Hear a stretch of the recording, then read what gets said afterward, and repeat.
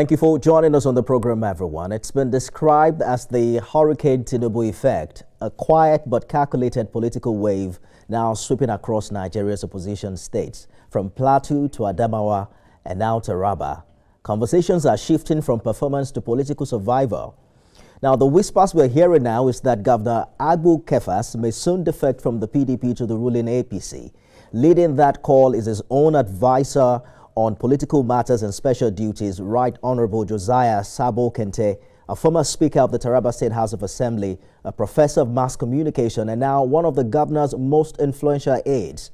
Tonight we ask, is this call for alignment with the center a pragmatic development strategy or an early sign of political surrender? Professor Kente, thank you for joining us on Beyond the Headlines. You argued in your statement that aligning with the APC would accelerate development through federal collaboration. Doesn't that logic normalizes political dependency, suggesting that states must belong to the ruling party to attract basic development? How do you justify that in a democracy? Well, thank you. Thank you very much for this question. You agree with me that Nigerian politics is dynamic and strategic alignment are common feature of the Nigerian democracy.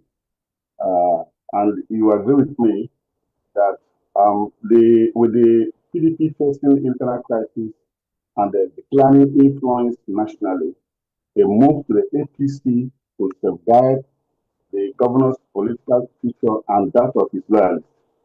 I also believe the fact that it also allows him to consolidate his power base and remain relevant in the evolving national political landscape. Therefore, it is very, very necessary that the call by well-meaning Nigerians for the governor to move on to the All Progressive Congress, the APC, so that he will be able to align with the federal government and attract more meaningful development to the state.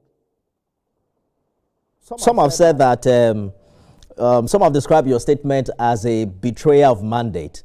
How do you respond to critics who say you are using your office to push a personal agenda that undermines your principal's political identity at this time?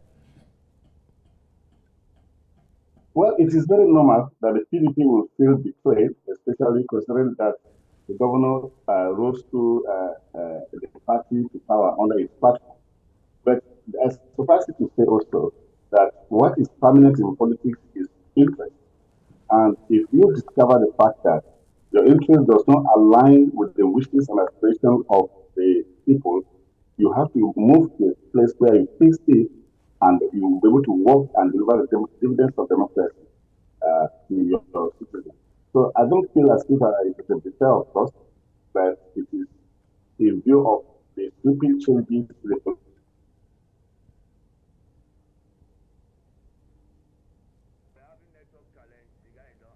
to move into the APC, so he's able to align with the federal government and to be well more comfortable to ensure that all his 5-point agenda programs align with the renewed hope agenda of the federal government, thereby making it possible for the state to benefit very well from both infrastructural development and other aspects of national development. So did the governor authorize or endorse this position before it went public? Because we're hearing that consultations are already at an advanced stage. Is this like you are begging the governor to join, or is the one who actually set this in motion? The body language suggests the fact that the governor is the kind of listening to the clamor by well-meaning individuals of Taraba State for him to move to the APC. The call is not just ordinary.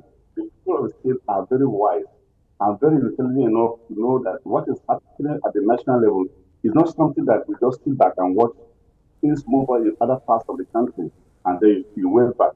It is very, very important, and the body language of the governor suggests the fact that he will be more comfortable in the APC to deliver more dividend of democracy. The governor is fully on ground. The people are with him. And whatever the people say is what he will do. He has told us severally that only two people two things or two group of people can make him change his mind on anything he wants to do. one, God, and two, the people that are getting the mandate. So the people have spoken.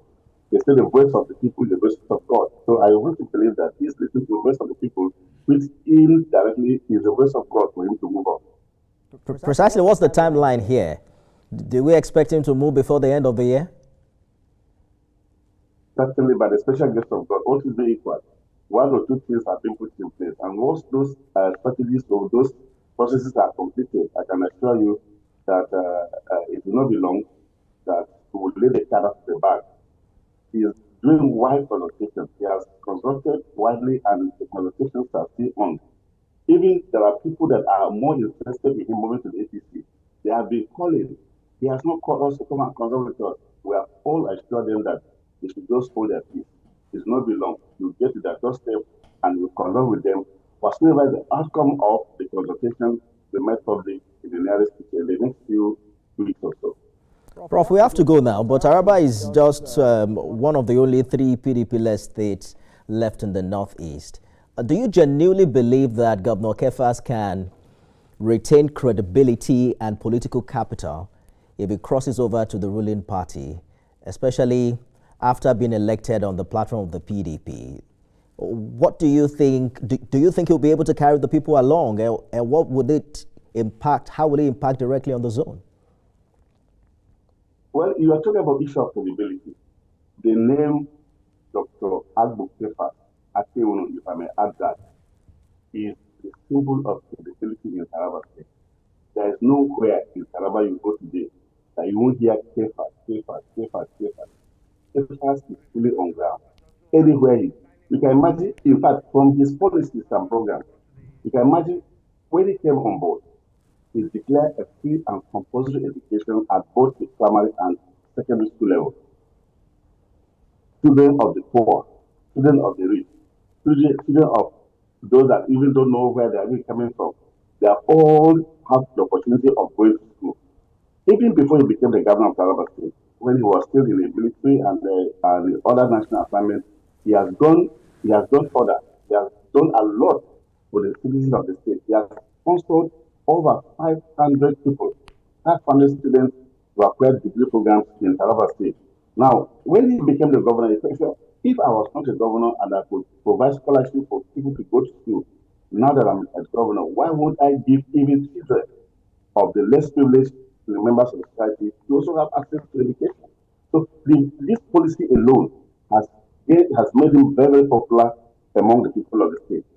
Secondly, before he became the governor of Taraba State, the issue of insecurity was like the hallmark of the state. You hardly find people sleep with their 2 eyes closed. You hardly find people stay outside beyond 8 o'clock in the night. You hardly find people travel on the roads in Taraba beyond 6 o'clock. I speak to you today. 80 to 90% of the state is well secured. The issue of security is very upmost in the priority list of the governor. We're going to have to take your word for it, Prof, even though some churches in Taraba, as we speak, are crying out over killings and destruction by armed herders in local communities. There are also reports from Sahara reporters describing some of the governor's promises as fake. It's a conversation we must continue, especially as we as we look forward to see what decision Mr. Governor will make in the coming days. Prof, that's our time. Professor Kente is the former Speaker of the Taraba State House of Assembly. He's also now Special Advisor to the Governor on Political Matters and Special Duties. Thank you so much for talking to us. Thank you very much. You're welcome.